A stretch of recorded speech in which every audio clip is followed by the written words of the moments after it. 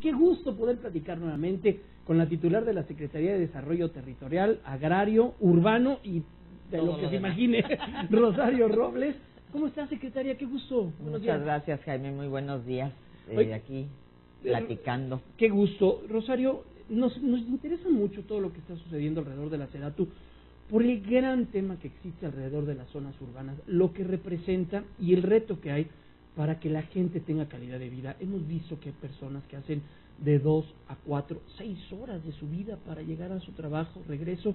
¿Qué se está haciendo en esta agenda? Trabajando mucho en toda esta nueva agenda urbana que se discutió en Quito en el marco de la reunión de Hábitat 3, y que la discutió el mundo entero, porque las ciudades todas, hasta las que nos parecen maravillosas, como nuestra Ciudad de México o algunas otras del mundo, han crecido de una manera desigual, han crecido desordenadamente, han crecido con una expansión horizontal y con polos de mucho progreso y desarrollo y de productividad, y con polos de mucha pobreza y desigualdad. Entonces, se formuló una nueva agenda urbana que yo en esta reunión de Quito con mucho orgullo dije: México ya ha venido avanzando en esta visión desde que llegó el presidente Enrique Peña Nieto. En primer lugar, se puso en marcha una nueva política nacional de vivienda. No construir vivienda para construir vivienda, sino construir vivienda para construir ciudades, para construir hogares. ¿Qué significó esto? Que la vivienda estuviera más cerca de las fuentes de trabajo, con equipamientos y servicios, que estuviera cerca de las vías de transporte. En esta nueva agenda urbana hemos considerado toda la perspectiva de género. Las mujeres vivimos la ciudad de manera diferente.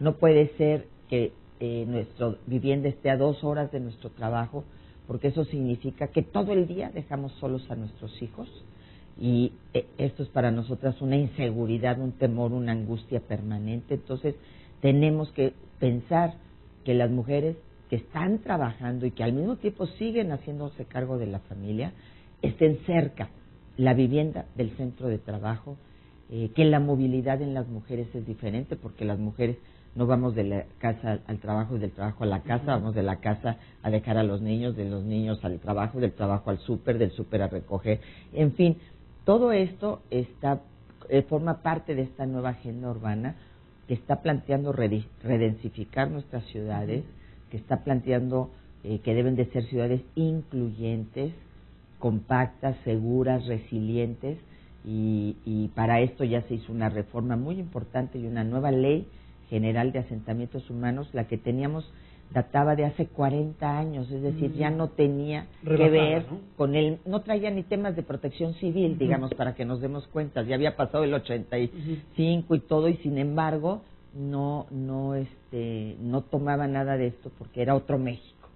Hay una nueva ley, hay una nueva política, hay una agenda urbana a la que México se comprometió, y estamos trabajando para ordenar, creando consejos en cada estado que permitan ir ordenando, porque la facultad, Jaime, y ese es uno de los grandes temas nacionales, desde mi punto de vista, que además me tocó gobernar esta Ciudad de México, claro, la facultad sigue siendo de los municipios en temas de uso de suelo.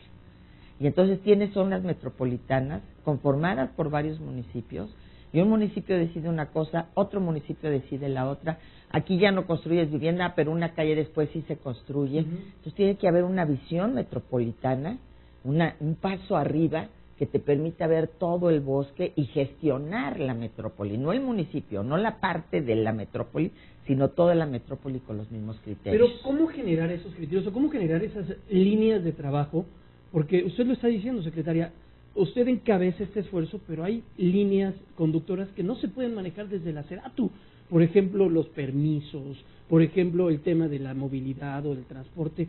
Debe de haber un gran compromiso, pero también una gran coordinación. ¿Cómo le hace? La ley afortunadamente le da a la SEDATU facultades que antes no tenía, porque tenemos que recordar que la SEDATU es de nueva creación, que el presidente Peña la crea precisamente partiendo del hecho de que 8 de cada 10 mexicanos vivimos ya en las ciudades, que el siglo XX fue el siglo de la reforma agraria, pero el siglo XXI es el siglo de la reforma urbana.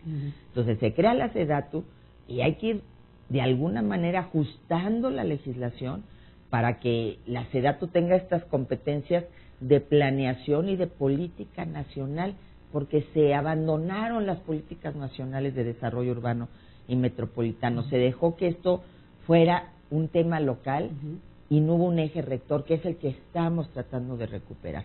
Desde luego que es a largo plazo, desde luego que esto no se va a ver inmediatamente, que tenemos que ir creando todos los instrumentos.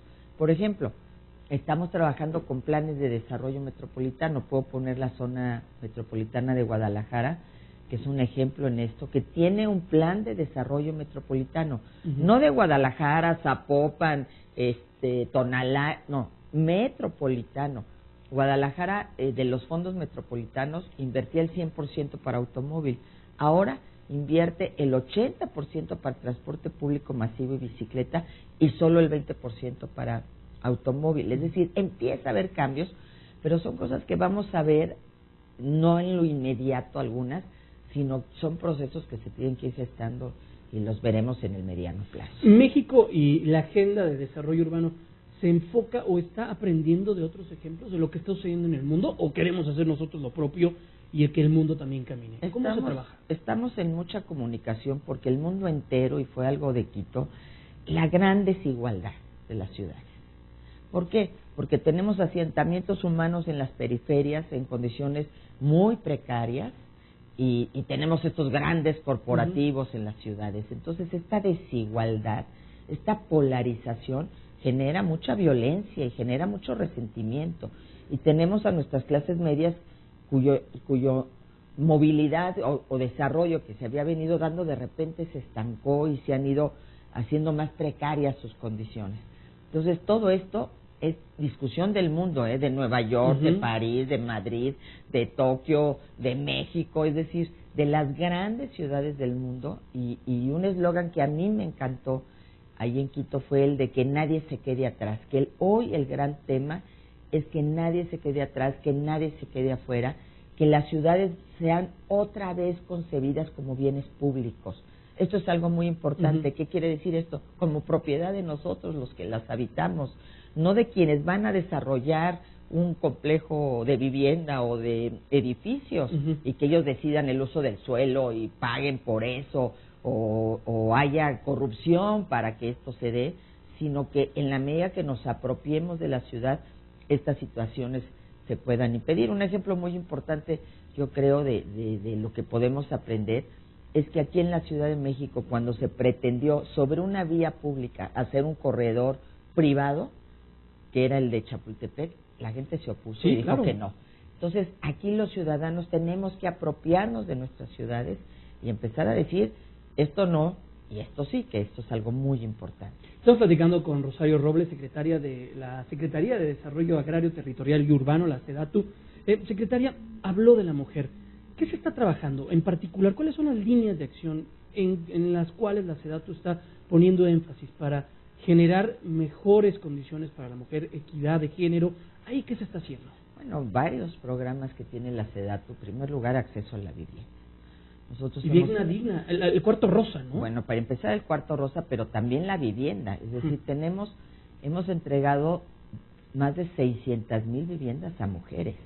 Muchas de ellas madres, jefas de familia que sostienen a sus hijos y como se dio desde que llegó el presidente Peña, viviendas que por lo menos tienen 2 habitaciones, que son más grandes y tienen no un solo cuarto como se entregaba en el pasado, no lejos que se abandonaron, sino cerca y de 2 habitaciones.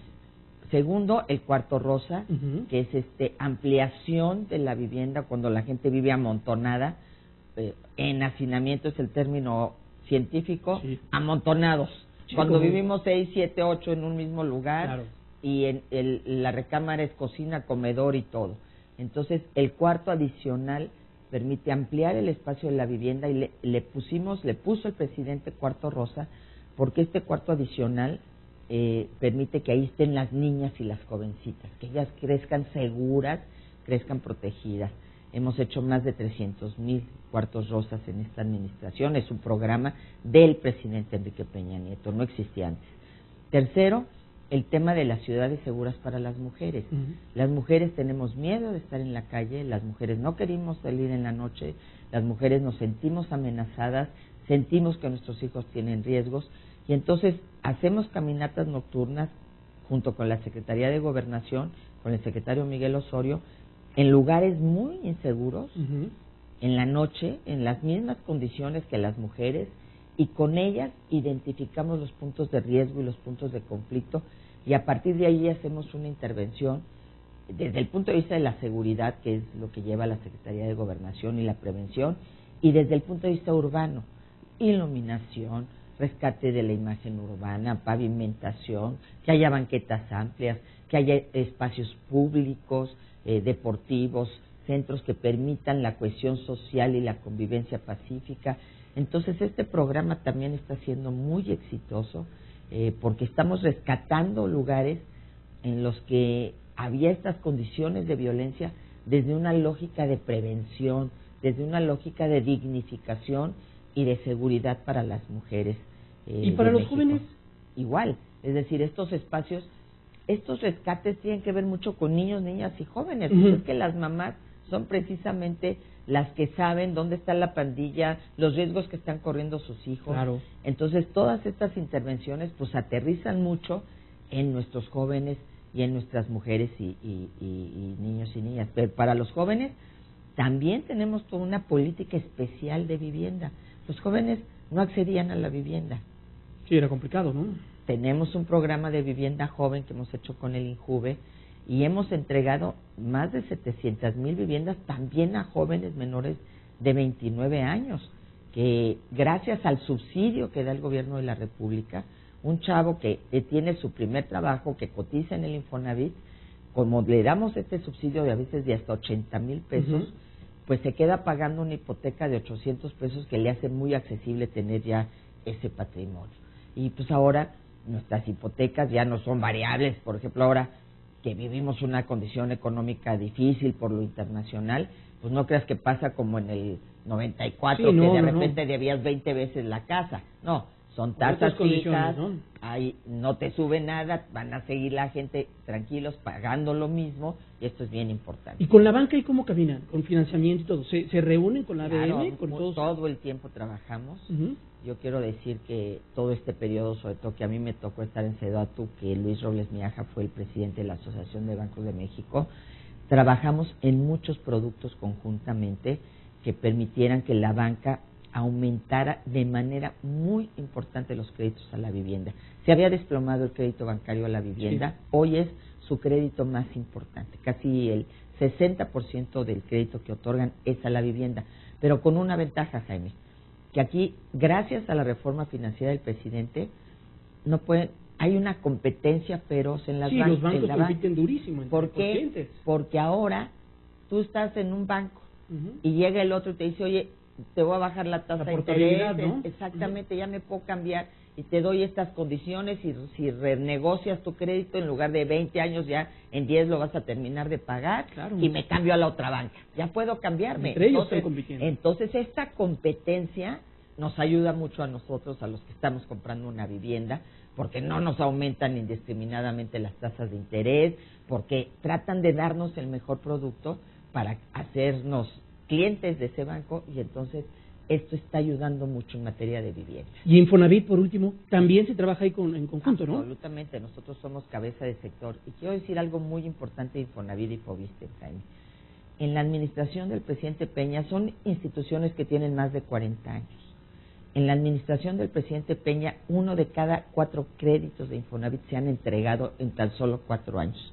O sea, en 4 años, el 25% de los créditos que se entregaron durante 39 años. Y luego en el Foviste, el 30% de los créditos solamente en estos 4 años. Es decir, se ha hecho un esfuerzo extraordinario. Y algo muy importante de Infonavit. Infonavit, precisamente ahorita que la vivienda es un motor del desarrollo económico, es mercado interno, genera empleo, son materiales mexicanos, ahorita debe jugar un papel muy importante frente a esta incertidumbre si se van o no se van, quiénes vienen y quiénes no. Tenemos que apostarle a nuestra gente, a nuestros empresarios mexicanos. La vivienda es un sector de empresa mexicana. Y Infonavit, ¿qué hizo? Había un tope. Tú eras trabajador afiliado al Infonavit y solo podías tener un crédito hasta 800,000 pesos. Por eso la gente se iba a buscar a Tecámac, a Zumpango, en la Ciudad de México. Sí, la realidad los arrojaba. Los expulsamos de la ciudad. Porque entre más céntrico estamos. No, y además los bandos de López Obrador, cuando fue jefe de gobierno, expulsó a los pobres de la Ciudad de México. El que tanto habla de los pobres, los expulsó. Los mandó fuera de la ciudad, a los trabajadores los mandó a Zumpango, a Tecámac, a Ecatepec, a vivir fuera. Ahora el Infonavit ha hecho un cambio que es radical. Lo acaba de aprobar el año pasado. Puedes tener un crédito hasta 1,5 millones de pesos. Claro. Entonces ya es más fácil que aquí en la ciudad encuentres, aunque sea una casita chiquita de 1,5 millones, y no te tengas que ir a vivir lejos, y ya es un crédito Infonavit. Entonces estos son cambios que se han dado durante el gobierno del presidente Peña y que son realmente muy importantes. Pues, secretaria, permítanos mantener el canal abierto y seguir platicando de todo lo que está haciendo. Y además, bueno, pues es base. Hace unos días tuve la oportunidad de platicar esto mismo que estamos platicando hoy en el espacio de Paola Rojas en la mañana, y lo que representa para la calidad de vida de las personas que viven en las ciudades, las distancias, el tema económico y el destinar tanto tiempo al traslado y quitarlo de la familia. Quitarlo del bienestar, de la salud, del ocio y de todo. Y de tu ingreso, porque el transporte cuesta y transportarse es una parte muy importante que incide en el nivel de ingreso de las personas. Pues, secretaria, permítanos estar en contacto con usted. Claro que sí, muchísimas gracias, Jaime, con mucho gusto. Muchas gracias. Es la secretaria, la titular de la Secretaría de Desarrollo Agrario, Territorial y Urbano, la Sedatu, Rosario Robles. Continuamos con mucho más aquí en Grupo Fórmula.